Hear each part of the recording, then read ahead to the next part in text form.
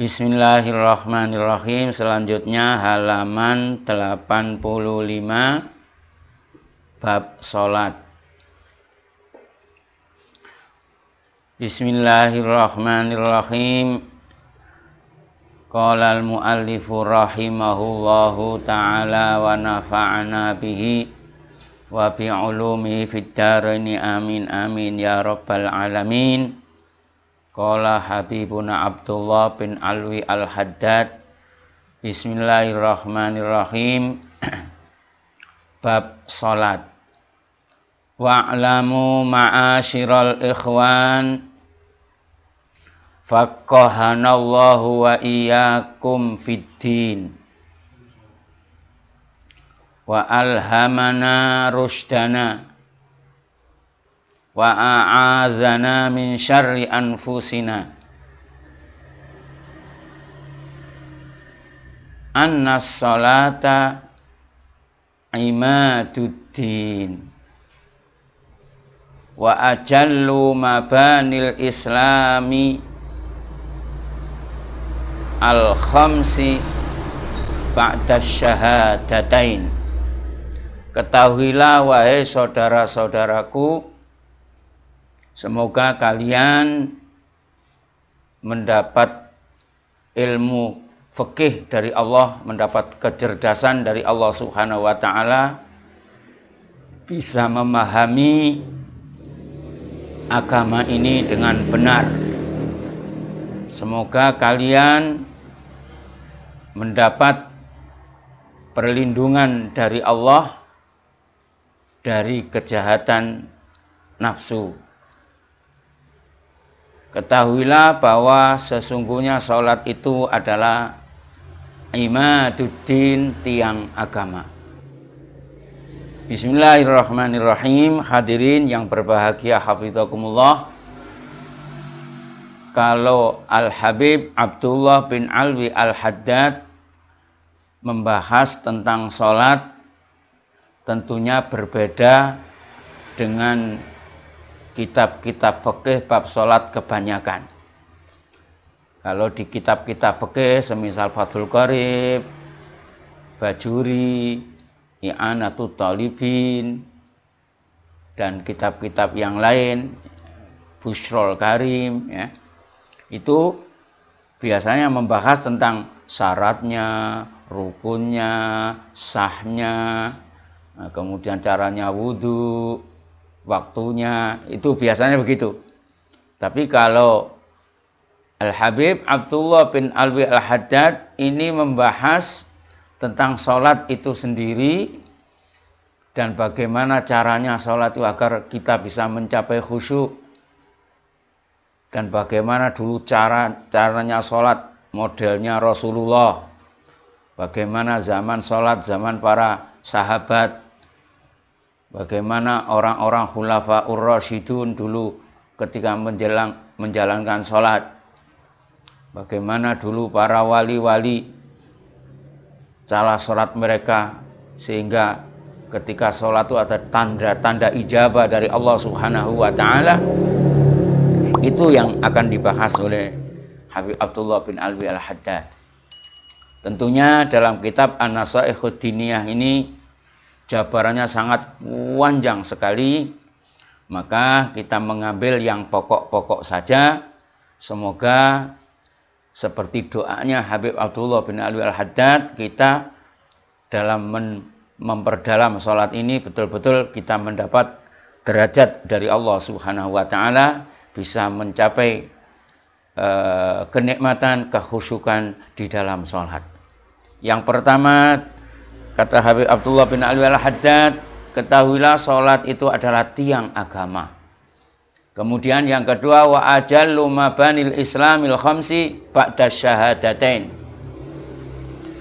yaitu termasuk sesuatu yang pokok atau yang terpenting di dalam 5 bangunan Islam setelah syahadatain, setelah 2 kalimat syahadat.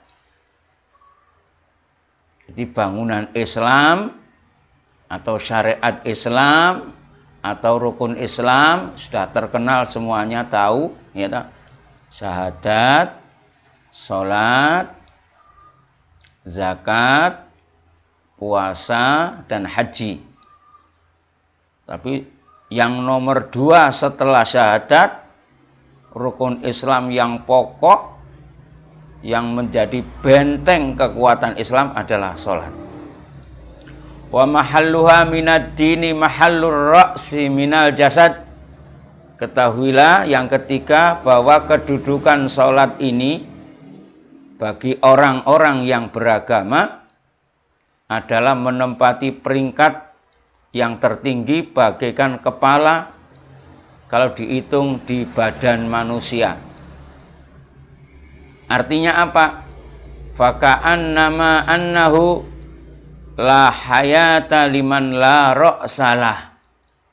Wa kadzalika la dina liman la sholatalah. Kata Habib Abdullah bin Al-Haddad, orang ini tidak dikatakan hidup kalau tidak punya kepala.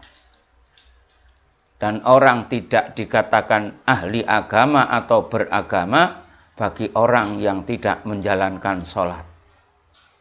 Sekali lagi, tidak dikatakan hidup orang yang tidak punya kepala, dan tidak dikatakan orang beragama bagi orang-orang yang tidak menjalankan sholat. Kadzalika warada fil akhbar, juga memang demikian itu kenyataannya. Hadis-hadis yang banyak yang dicatat oleh para alim ulama yang masuk kepada kita. Ja'alanallahu wa iyyakum minal muhafizina 'ala shalah al-muqimina laha al-khashi'ina fiha ad-daimina 'alaiha. Semoga kalian semuanya, kita dan kalian semuanya dijadikan oleh Allah termasuk orang-orang yang menjaga salat, termasuk orang-orang yang menegakkan betul-betul salat luar dan dalam. Al-khasyi'ina fiha, orang yang khusyuk ya ketika masuk dalam wilayah salat. Ad-daimina 'alaiha, dan selalu kontinu dalam menjalankan salat, terutama salat 5 waktu. Bismillahirrahmanirrahim. Faqala azza min qailin. Allah Subhanahu wa ta'ala telah berfirman dalam Al-Qur'an, Bismillahirrahmanirrahim. Hafizu 'alas salawati was salatil wusta wa qumu lillahi qanitin. Hafizu, padha ngreksa sira kabeh, alas sholawati ing atase pirang-pirang salat, yaiku salat 5 waktu, wassolatil wusta, lan salat asar, wakumu, lan padha jumenengake sira kabeh lillahi krana Allah, qanitina hale wong kang manut tunduk marang Allah. Bismillahirrahmanirrahim. Dipun lanjut, fasholawatu, ingkang dipun karepaken kelawan pangendikane Allah as-sholawat, hiyal maktubatul khamsu, yaiku salat-salat kang den wajibake dening Allah kang 5. Az-zuhru wal asru wal maghribu wal isya'u was subhu, inggih menika zuhur, asar, maghrib, isya, subuh. Fatilka hiyas sholawatu allati la yasa'u ahadan minal muslimina tarku syai'in minha fi halin minal ahwal madama yaqil. Salat ingkang kasebat gangsal kala wau, salat yang disebut oleh Allah 5 waktu tadi adalah salat-salat yang harus dikerjakan oleh setiap orang Islam, dilarang sama sekali meninggalkan, baik dalam keadaan apapun, selama seorang tersebut mempunyai akal, selama orang tersebut mempunyai pikiran yang waras selama tidak menjadi orang yang berpenyakit atau tidak gila. Bismillahirrahmanirrahim. Walau balagha bihil ajzu wal maradu, walaupun keadaan lemah, keadaan miskin, walaupun keadaan sakit, ila ghayati, sampai seperti apa yang dihadapi, tetap yang namanya maktubat, tetap yang namanya fardu wajib dikerjakan. Nah, semoga kita tidak teledor dalam menghadapi sholat 5 waktu. Bismillahirrahmanirrahim. Wassolatul wusta. Yang dimaksud sholat wusta, wusta itu kan kelas wusta, wusta itu sedengan, tengah-tengah. Tapi kenapa oleh Allah Subhanahu wa taala Allah berfirman hafidhu ala sholawati wassolatil wusta? Kok disendirikan di situ, ada apanya? Maka di sini dijelaskan wassolatul wusta hiyal asru, adalah sholat asar. Kama warada bil hadisus sahihu, seperti yang dijelaskan oleh Rasulullah sallallahu alaihi wasallam di dalam hadis yang sahih. Khassahallahu bidzikri li ziyadatil fadli wasyaraf. Memang sengaja oleh Allah dikhususkan. Kenapa salat 5? Khususnya salat asar. Salat asar disebut. Apa ini? Li ziyadatil fadli wasyarafi. Karena salat asar, orang yang melakukan salat asar, di situ ada tambahan bonus, keistimewaan, kemuliaan dari Allah Subhanahu wa taala. Nah, biasanya kalau zaman sekarang ini salat yang paling sering ditinggalkan oleh manusia kebanyakan adalah salat asar. Coba kalau kamu lihat, misal di Solo ada pertandingan sepak bola. Dimulainya nanti habis sholat duhur, habis duhur, ya. Nanti selesainya nanti habis isya. Nah, mesti asarnya bablas. Ya.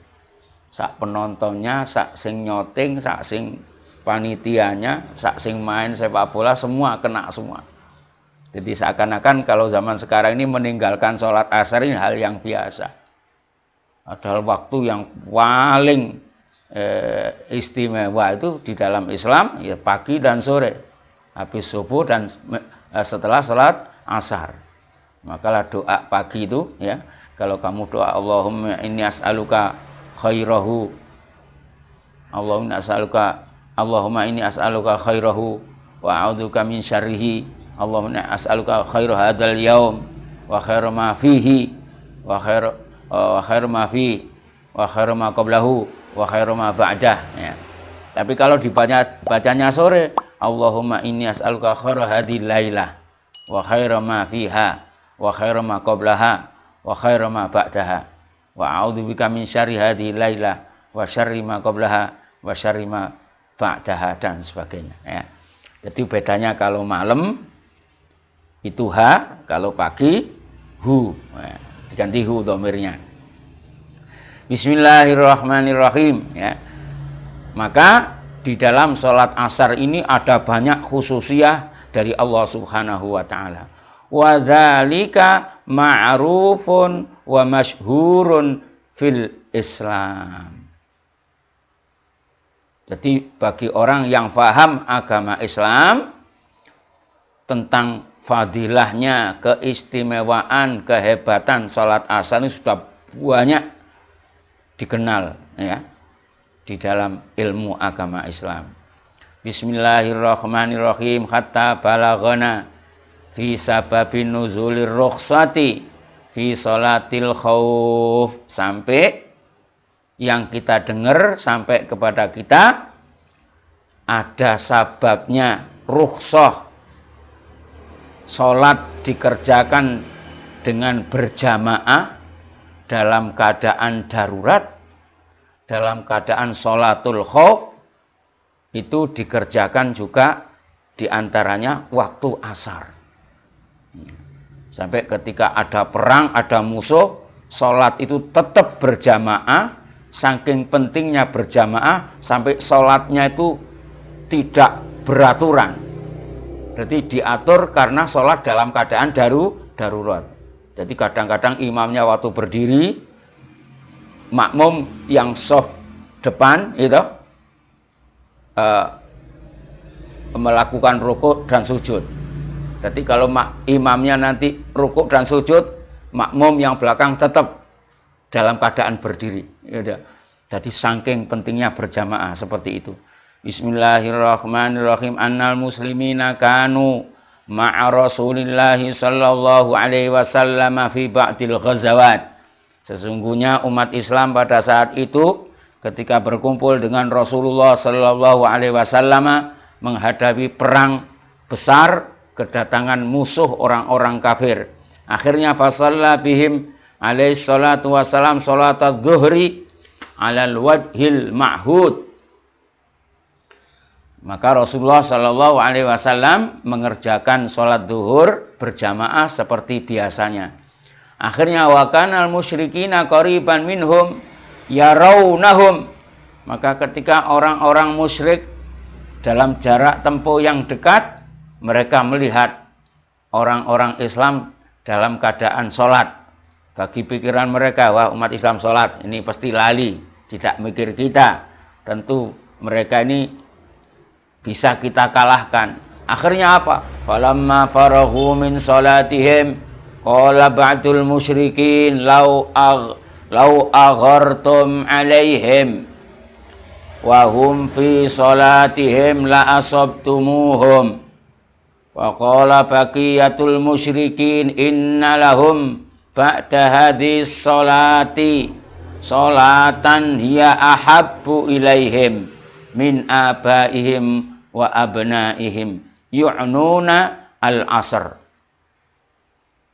Jadi ketika Rasulullah berjamaah sholat duhur beserta kaum muslimin, orang-orang kafir mengatakan, ya ini pokoknya kita tunggu sebentar, nanti kalau mereka mengerjakan sholat pasti kita serang bersama-sama, mesti mereka akan tidak sadar, akan lupa bahwa kita menyerang mereka.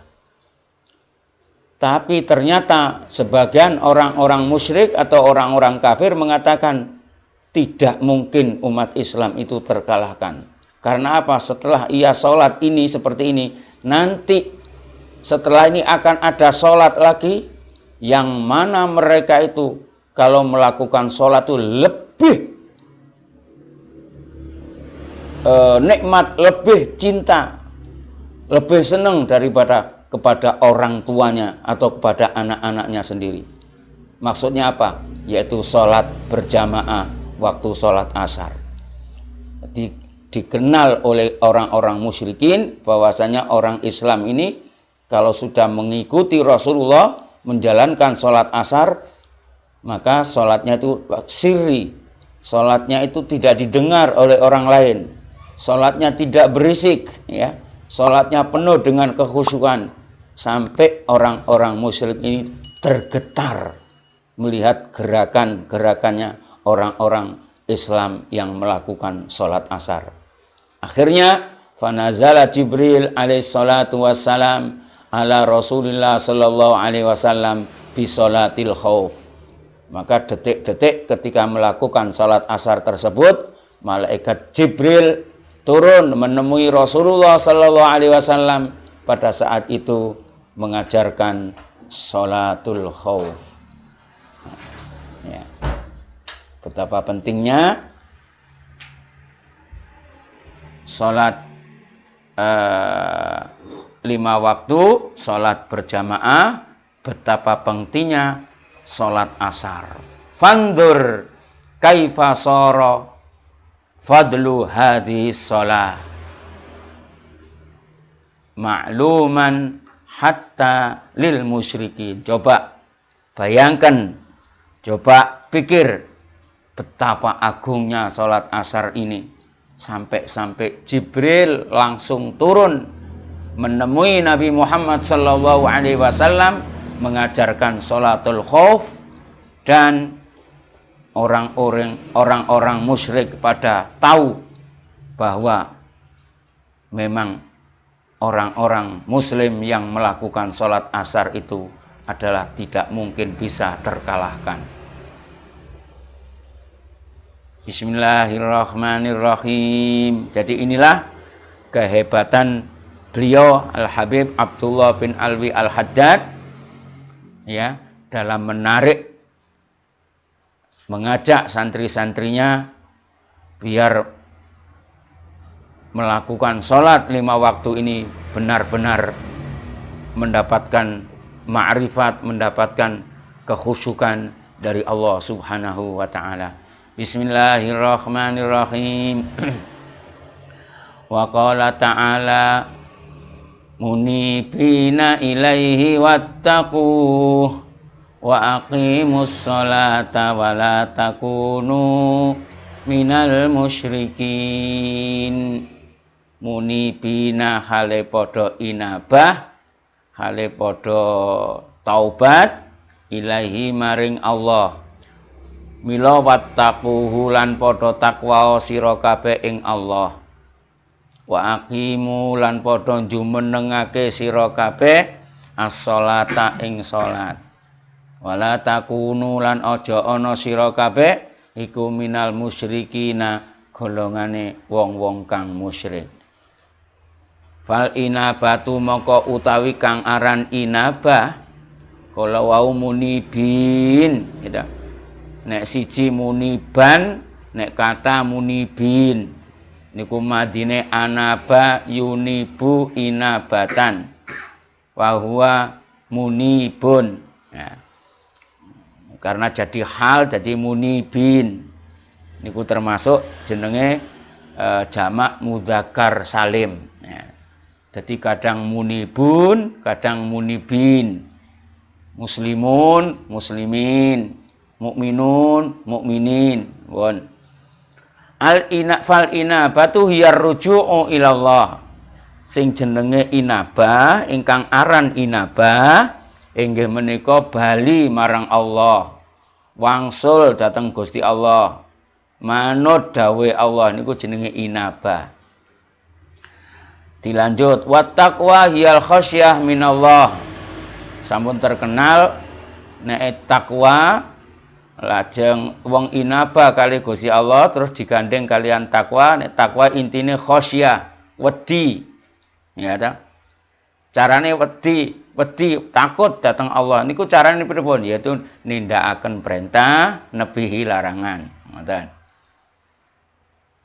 Wal iqamatu lis sholati utawi kang aran iqamah hiyal ityanu biha inggih menika ngelaksanakaken salat alal wajhil ladzi amarallahu bihi inggih menika nderek tuntunan, nderek ajaran, derek tata cara ingkang sampun diperintahke dening Allah Subhanahu wa taala.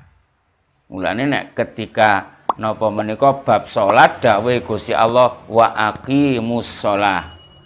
Tapi nek bab zakat wa atuz zakah, bukan wa atuz zakah, bukan wa aqimuz zakah itu. Wa atuz zakah. Dadi nek ita atau ityan atau mung nekani iku pokoke salat. Tapi nek iqamah niki nglanggengaken salat, menikmati salat, belajar carane khusyuk salat, gitu.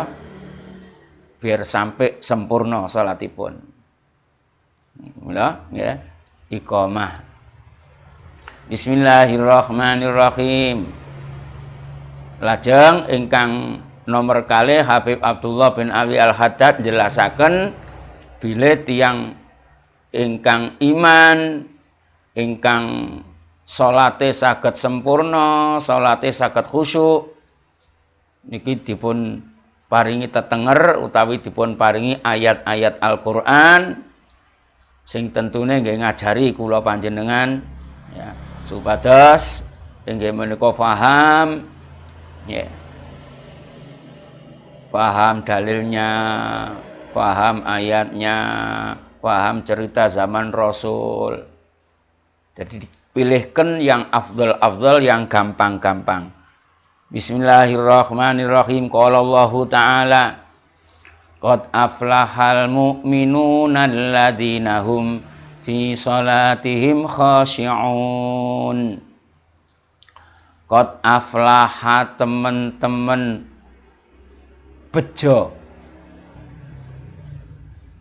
Jadi qad niku nek masuk fi'il madhi jenenge artine teman-teman, betul-betul, nyata, pasti ya. Tapi kalau qad ini masuk ke fi'il mudhari', misalnya masuk ke yakulu atau yakunu atau yuflihu. Qad yakunu artinya kadang-kadang ya, terkadang. Qad yakunu, qad qama, betul-betul berdiri, wa qad la yakumu, kadang-kadang juga tidak berdiri. Jadi kalau masuk fi'il madhi itu artinya betul-betul. Kalau masuk fi'il mudhari artinya kadang-kadang. Ini ilmu nih ya. Betul-betul beruntung orang-orang yang beriman. Alladzina hum fi salatihim khashi'un. Tapi bukan sembarang orang yang beriman. Kalau modal iman saja belum beruntung. Ada terusannya. Alladzina hum, yang mana mereka itu khashi'una fi salatihim. Mereka itu khusyuk di dalam mengerjakan sholat. Di ayat yang lain, walladzina hum ala sholawatihim yuhafidun, dan orang-orang yang selalu menjaga sholat-sholat mereka. Di ayat yang lain, illal musallin alladzina hum ala sholatihim daimun. Ya. Orang yang akan diselamatkan oleh Allah Subhanahu wa taala tidak ada lagi, ialah salah satunya orang-orang yang ahli salat dan selalu kontinu dalam melaksanakan salat.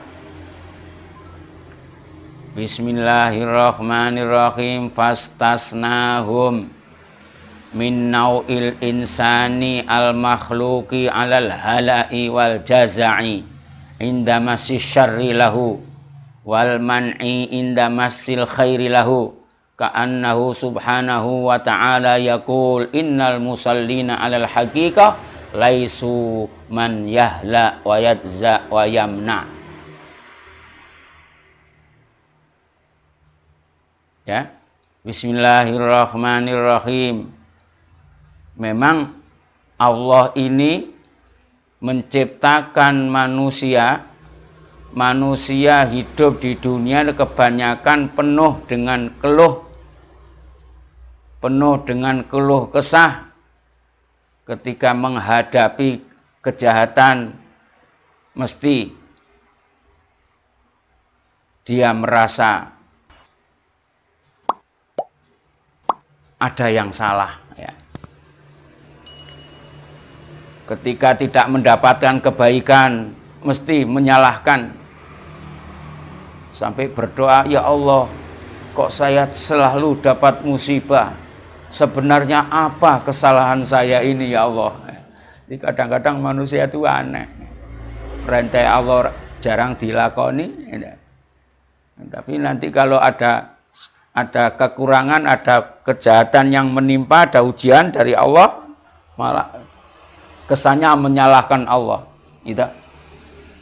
Maka ditegaskan seakan-akan dari Allah Subhanahu wa taala, orang yang sholatnya betul, orang yang sholatnya baik, illal musallin, kecuali orang-orang yang sholatnya benar, itu tidak berkeluh kesah. Orang yang sholatnya benar tidak akan merasakan terhalang dari kebaikan-kebaikan. Terus dibimbing oleh Allah Subhanahu wa taala ya. Maka qultu, aku jelaskan, kata Habib Abdullah bin Al-Haddad, li anna sholata tanha anil fakhsya'i wal munkar wala dzikrullahi akbar wa aqimis shalah, tegakkan salat. Nah, li anna hadhil awsaf minal munkar, Jadi orang yang mengeluh, orang yang sambat, orang yang gersolo, itu termasuk perbuatan mungkar. Sedangkan Allah sendiri menjelaskan siapa saja menjalankan sholat, maka sholat itu sendiri akan menghilangkan mungkar-mungkar yang ada. Ya. Inna sholata wa aqimis sholata, ngedeke sira ing sholat. Inna sholata sak temene sholat, setuhune sholat, ikutan nyegah anil faksai, saking barang kang ala wal mungkar, lan barang kang mungkar, wala zikrullahi, lan yaktine utawi ngailingi Allah iku akbaru, luweh gede. Ya. Jadi ingat kepada Allah adalah perbuatan yang harus paling diutamakan, paling harus dibesar-besarkan, ya.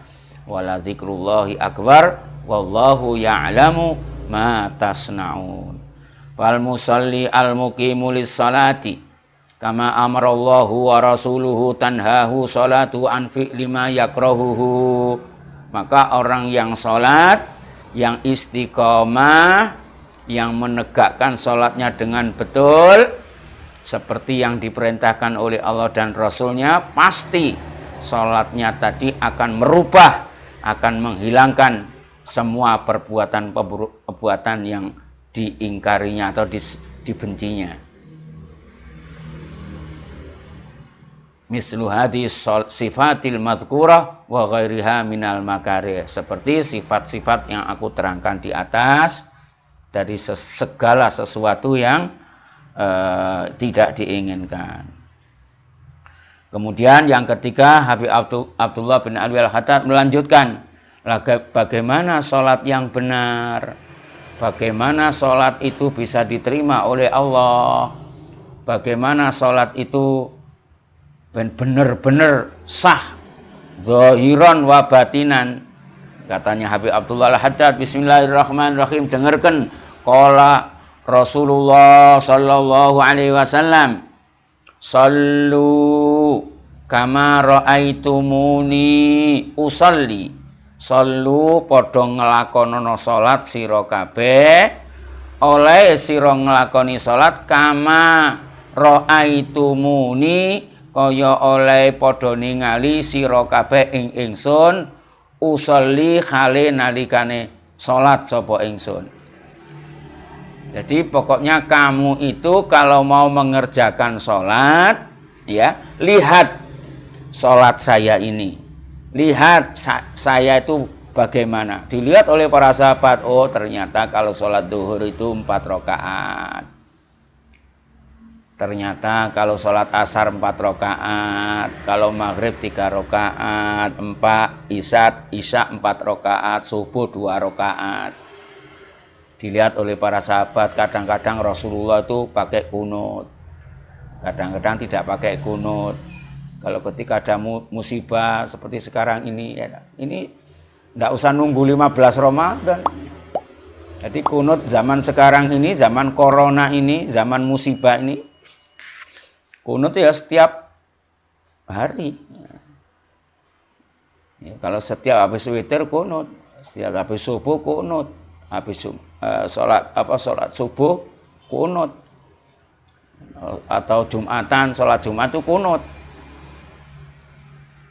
Banyak orang bingung sekarang ini. Yang satu mewajibkan Jumatan, yang satu mengharamkan Jumatan, yang satu pada bingung semuanya. Ya. Sing bener sing di wallahu a'lam bishawab. Semoga dengan adanya musibah ini ya kita betul-betul mendapat tambahan ilmu dari Allah Subhanahu wa taala insyaallah. Allahumma amin. Bon. Jadi kalau sholat itu meniru Rasulullah. Nah, namanya meniru berarti orang yang bisa meniru orang yang melihat. Maka siapa yang paling beruntung pertama kali babakan sholat ini? Ya para sahabat, para keluarga, anak cucu Rasul, melihat langsung caranya. Maka ajaran ulama-ulama kaum soleh itu babakan masalah sholat ini tidak ada diajarkan oleh guru atau kiai atau ustadz. mesti diajarkan pertama orang tuanya sendiri. Maka kamu itu punya apa namanya? Orang tua kamu punya jasa yang terbesar buat kamu, itu karena apa? Kamu bisanya sholat, bisanya baca Quran karena ibumu atau karena ayahmu. Ini tanda-tandanya orang bejo di dunia. Ketika lahir dalam keadaan bapaknya sholat, ibunya sholat. Maka anaknya mulai kecil belum bisa sholat, kalau bapaknya sholat, ibunya sholat, cengklek di belakangnya, gandul di belakangnya. Itu memang Islam seperti itu. Maka dulu para habaib, gitu, kalau anaknya masih kecil sengaja memang digeret ke masjid. Maka antisipasi, karena ulama-ulama fikih mengatakan, itu ada yang mengatakan kalau anak kecil belum sunat, ada yang mengatakan hukumnya najis itu. Jadi tidak boleh nempel kepada orang yang sholat karena masih membawa najis. Kalau cuman senggolan tidak apa-apa, tapi kalau sampai cengklek batal. Itu tapi sebagian itu. Bahkan ulama tidak, namanya manusia itu dalam keadaan suci. Kalau anak yang sunat itu dikatakan najis, nanti semua orang najis semua. Masa perutnya bawa tai semua, masa najis semua, kan repot itu. Jadi apa-apa yang di dalam itu walaupun najis, kalau selama belum keluar ya tidak najis. Ya. Jadi aslinya ilmu itu dari melihat, ya, meniru. Mulanya dalam ayat Allah Subhanahu wa taala Qul in kuntum tuhibbunallaha fattabi'uni. Kalau kau benar-benar cinta kepada Allah, tidak usah repot-repot. Katakan Muhammad, ikuti saya. Bagaimana sholat saya, bagaimana ucapan saya, bagaimana. Itu perintah Allah disuruh menyampaikan kepada umat manusia lewat Jibril. Ya. Kepada Rasulullah sallallahu alaihi wasallam. Bismillahirrahmanirrahim. Fal musalli alal ittiba'i wal iqtida'i bi Rasulillah sallallahu alaihi wasallam. Maka sebenarnya orang yang sholat itu posisinya mengikuti iktida dengan Rasulullah sallallahu alaihi wasallam. Maka semua sairul a'mal, pengajian, baca Quran, menuntut ilmu, yaitu menyampaikan ayat Allah, ini semuanya harus diniati iktidaan wattibaan bi Rasulillah sallallahu alaihi wasallam. Alal wajhil ladzi naqalathu ulamaul ummah, ya, sesuai dengan jalan yang telah diambil alih oleh para ulama, para habaib, ya, baik dari ulama salaf atau ulama kholaf, ya, baik ulama salaf atau ulama kholaf. Jadi ulama salaf itu ulama-ulama yang kuno dulu, ya, semisal para sahabat, para tabi'in, para khulafair rasyidin, itu namanya ulama salaf. Nah, ulama kholaf, ulama yang mutaakhirin, ya. Kalau ulama yang modern ini, ya, ulama yang sekarang ini, ya. Huwal musalli al ma'dudu indallahi ta'ala minal muqimina lis-shalah wal muhafizina 'alaiha. Jadi termasuk jumlah golongan orang-orang yang sholat yang benar-benar terhitung di sisi Allah, betul-betul dicatat sebagai amal yang qabul indallah, termasuk orang-orang yang muqimina lis-shalah, termasuk orang-orang yang hafidhu ala sholawati wa sholatil wusta, ialah orang yang mengikuti caranya sholatnya Nabi Muhammad sallallahu alaihi wasallam. Jadi urut-urutannya ilmu dari Rasulullah itu diturunkan kepada keluarganya Rasulullah, kepada sahabatnya Rasulullah. Kemudian sahabat-sahabat diikuti oleh para tabi'in, ya. Diikuti atau khulafaur rasyidin, kemudian diteruskan oleh tabi'in, diteruskan lagi oleh tabi'in, diteruskan lagi wat tabi'ina wattabi'ina lahum bi ihsanin ila yaumiddin, sampai ke ulama, sampai ke ayah kita, ke orang tua kita, sampai kepada kita. Nah. Alhamdulillahirabbil alamin. Sedikit lagi. Tsumma innalis sholati suratan zahiratan wa haqiqatan batinatan. Kemudian sholat itu sendiri ada bentuk yang kelihatan, ada bentuk hakikat yang tidak kelihatan. Ya, sekali lagi tadi sholat ini ada dua sisi. Di sisi yang lain harus dikerjakan dengan anggota badan yang kelihatan mata, harus dikerjakan oleh hati yang memang hati itu sendiri yang diincar, yang disoting, yang dilihat oleh Allah Subhanahu wa taala. Bon, la kamala lis-sholati wa la tamama laha illa bi iqamatiha jami'an. Dan sesungguhnya salat itu tidak dikatakan sempurna kecuali dengan menjalankan dua sisi ini tadi. Wa amma suratuhal zahirah fahiyal qiyamu wal qira'atu war ruku'u was sujudu wa nahu dzalika min wadhaifis sholati az-zahirah. Jadi termasuk gambar luar yang kelihatan ialah berdiri, bacaan, rukuk, sujud, iktidal, tumakninah dan lain sebagainya, itu termasuk yang lahir, yang luar. Wa amma haqiqatuha al-batinah famasalul khusyu'. Nah. Famislul khusyu' wa khuduril qalbi wa kamalil ikhlasi wa tadabburi wa tafahumi lima'anil qiraah. Jadi sebenarnya hakikatnya sholat atau sholat yang batin, yang benar-benar dikatakan sholat yang diincar oleh Allah Subhanahu wa taala, itu yang batin. Apa? Satu, misal khusyuk.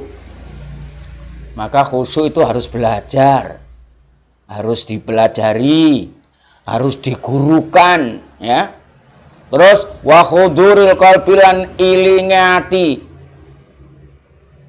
Jadi khusyuk itu badannya ya cara salat itu ya anteng, ya khusyuk itu anteng, tenang. Tapi belum tentu nek anteng tenang itu khusyuk. Kalau wong ngantukan ya anteng ya. Apalagi wong ngantuk ya khusyuk ya, tidak termasuk. Maka setelah khusyuk ada khudurul qalbi, ya.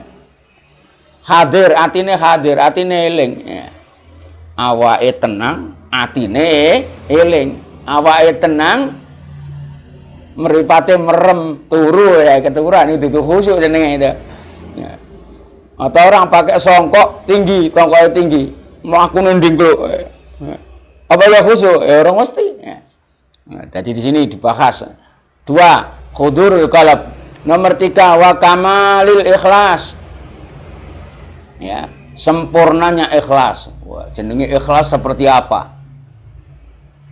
Berarti orang yang ikhlas itu orang yang bajunya jelek, compang-camping, berarti tanda-tanda ikhlas, tanda-tanda wali. Ya enggak. Berarti orang yang ikhlas itu orang yang beli sarung yang sarungnya paling mahal sendiri, yang paling bagus sendiri, itu yang ikhlas. Ya enggak, nanti dipelajari di sini.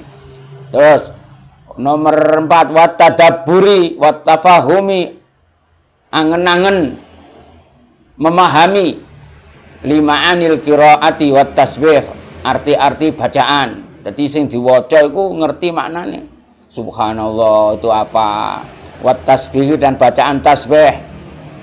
Nanti baca Quran atau baca ayat, kalau memang dengan tadabbur, dengan ngerti artinya, nanti yang makmum juga enak, sholatnya juga enak, ngerti artinya.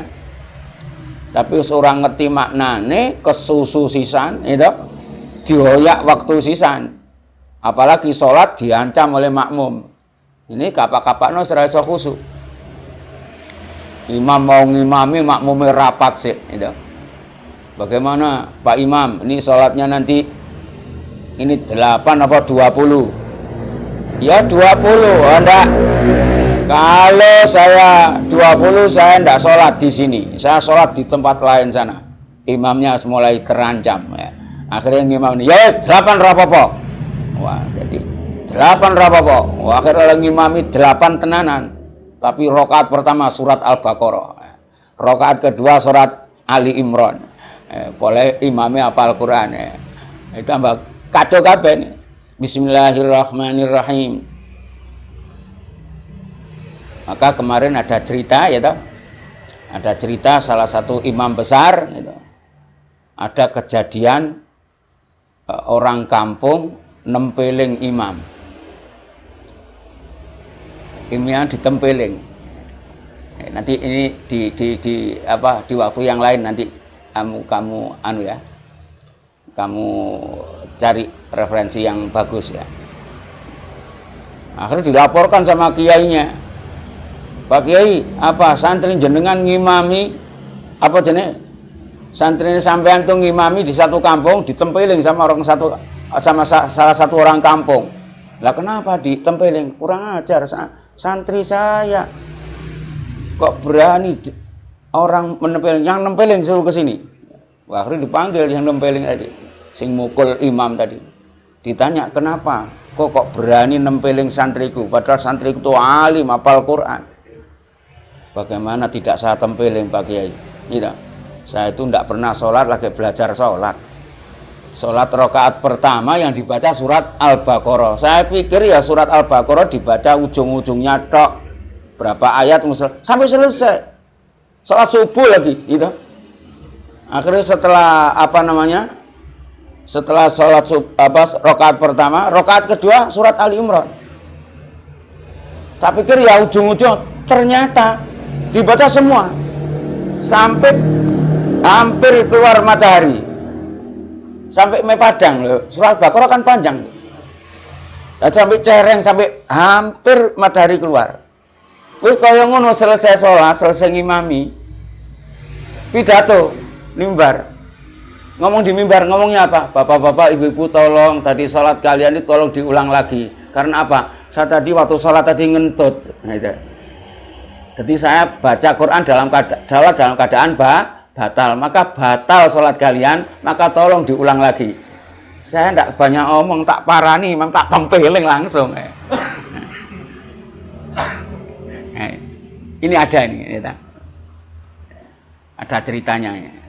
Kemarin juga saya upload di Facebook. Bismillahirrahmanirrahim. Alhamdulillahirabbil alamin. Itulah